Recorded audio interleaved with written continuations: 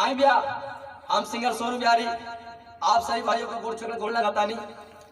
आज हमारे एक सॉन्ग रिकॉर्डिंग होल बा माँ सती रिकॉर्डिंग स्टूडियो में, जबना कि बहुत ही अच्छा सॉन्ग रिकॉर्डिंग किया जाता है और बहुत ही कम बजट में आप लोगों को बढ़िया काम करके देंगे भैया जी।